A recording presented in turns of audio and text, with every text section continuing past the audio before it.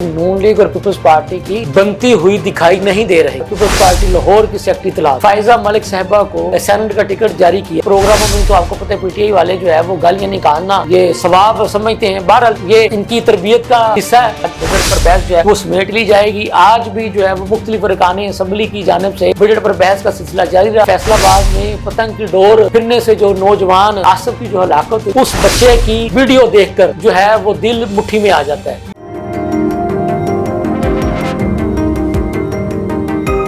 बिस्मिल्लाहिर्रहमानिर्रहीम उसके साथ मैं हूं शहजाद मलिक। नाज़रीन, जैसा कि हमने आपको पहले ही बताया था कि नून लीग और पीपल्स पार्टी की बनती हुई दिखाई नहीं दे रही। और आज का भी जो एक ताज़ा वाक़या वो आपके साथ शेयर करते चले।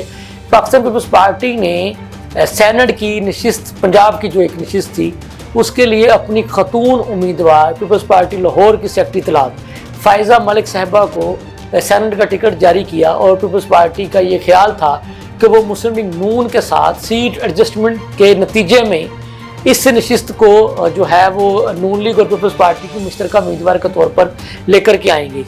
आज सेनेट के कागजात नामजदगी वापस लेने का आखिरी दिन था। तो जो नून लीग के जो बाकी लोग थे जिनको उन्होंने नहीं टिकट देना था, उन्होंने तो कागजात वापस ले लिए। और लेकिन पीपल्स पार्टी की फायजा मलिक साहिबा ने अपने कागजात नामजदगी वापस नहीं लिए। उनका ये कहना था कि चूँकि मुझे तो मेरी पार्टी की लीडरशिप ने टिकट दिया है, वो मुझे हदायत देंगे तो मैं अपने कागजात नामजदगी वापस ले लूँगी। तो जब उन्होंने मुझे हदायत ही नहीं दी कि कागजात को वापस लिया जाए, तो मैं क्यों कागजात नामजदगी वापस लूँ। ख्याल ये किया जा रहा था कि पीपल्स पार्टी और नून लीग की लीडरशिप के दरमियान इस एक नशिस्त पर सीट एडजस्टमेंट होगी, जिसके नतीजे में मोहतरमा फायजा मलिक साहब मुश्तरका उम्मीदवार करार पाएंगी। अब तक की सूरत हाल के मुताबिक तो ऐसा नज़र नहीं आ रहा। देखते हैं आगे चल के क्या सूरत हाल बनती। दूसरी खबर जो है वो ये है कि आपके इल्म में है कि आज पीटीआई वालों ने प्रेस कॉन्फ्रेंस की, मतलब कि पीटीआई के जो आपके इल्म में है लीडरान बैरिस्टर गौहर साहब और उमर अयूब साहब, इन्होंने उस जो हमारे जो एक ख़त था हाई कोर्ट के जजेस का, उसको बुनियाद बना करके जो है वो उन्होंने पूरी प्रेस कॉन्फ्रेंस कर डाली। और उनका ये कहना था कि मुबैना तौर पर ये जो ख़त है ये हमारे कैदी नंबर 804 को टारगेट करने के हवाले से था। उस पर उन्होंने जो है वो काफ़ी आप कह लें कि उस पर अपनी सियासत को चमकाने की कोशिश की। हालांकि अदलिया को सियासत में नहीं लाना चाहिए बगैर किसी भी ठोस शवाहद के। उन्होंने तो शवाहद के मुताबिक चलना होता है। बहरहाल ये पीटीआई वाले हैं, वो कुछ भी कर सकते हैं, उनसे किसी चीज़ की भी कोई बाइद नहीं है। क्योंकि ये आपके इल्म में होगा कि उनके जो सोशल मीडिया वालों का काम ही यही है कि वो बग़ैर तस्दीक के खबरें जो हैं वो फैला देती हैं। तो फिर बाद में पता चलता है कि जी ऐसा तो था ही कुछ नहीं। बहरहाल अल्लाह उनको हदायत दे और अल्लाह उनको एक अच्छी सियासी जमात वाला रोल प्ले करने का भी हिम्मत और तौफीक दे। तो इनकी जो अंदरूनी जो लड़ाइयाँ हैं वो तो मीडिया की जीनत बनी रही हैं।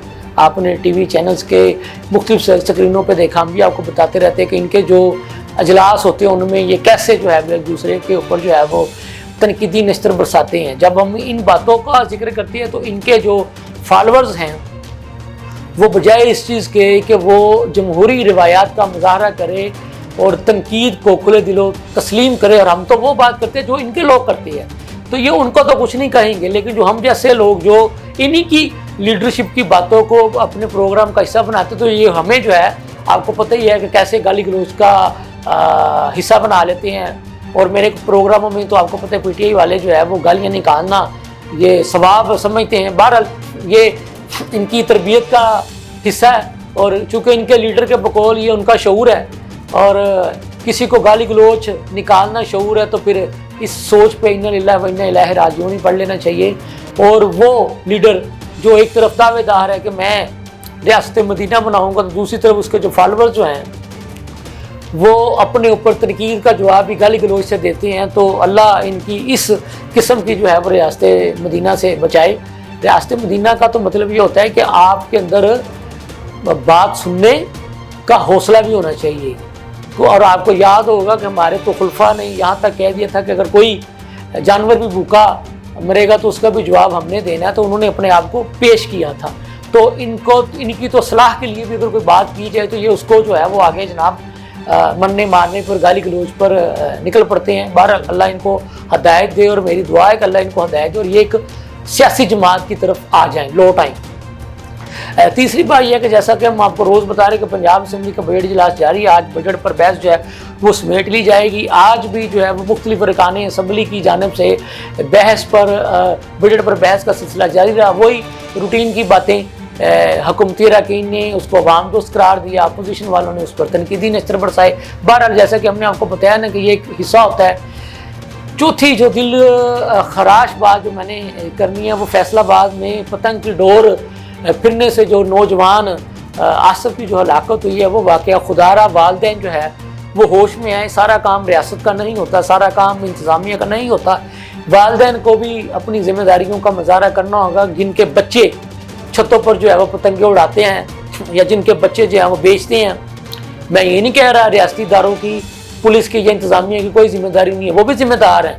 لیکن میں کہتا ہوں ہر ایک کو اپنا اپنا رول جو ہے وہ پلے کرنا چاہیے. والدین کی میں اس لیے کہہ رہا ہوں, جو اڑاتا ہے, جس کی پتنگ کٹتی ہے وہ بھی کسی والدین کا بچہ ہوتا ہے, جو بچہ مرتا ہے وہ بھی کسی والدین کا بچہ ہوتا ہے. لہٰذا والدین ہی جو ہیں وہ اگر یہ اس بات کو ریئلائز کرنے کہ جو مرنے والا ہے وہ بھی میرے بچے جیسے ہی ہے, تو پھر اس طرح کے واقعات جو ہے وہ رونما نہیں ہوں گے. اس بچے کی ویڈیو دیکھ کر جو ہے وہ دل مٹھی میں آ جاتا ہے. تو اللہ نہ کرے کسی ماں کے بچے کے ساتھ, کسی باپ کے بچے کے ساتھ اس طرح کا دل خراش قسم کا واقعہ دوبارہ پیش آئے. جہاں پر بھی یہ دوبارہ خدا نخواستہ واقعہ پیش آئے, میں سمجھتا ہوں وہ پرچہ والدین پر, انتظامیہ پر, جو متعلقہ جو انتظامیہ سب پر 302 کا ہونا چاہیے. اور صرف پرچہ نہیں ہونا چاہیے, ان کو اندر کرنا چاہیے, ان کو پوری طرح سے ہینگ کرنا چاہیے. پھر اس طرح کے واقعات کی روک تھام ہو سکے گی. اس کے ساتھ ہی مجھے اجازت دیجیے. اللہ حافظ.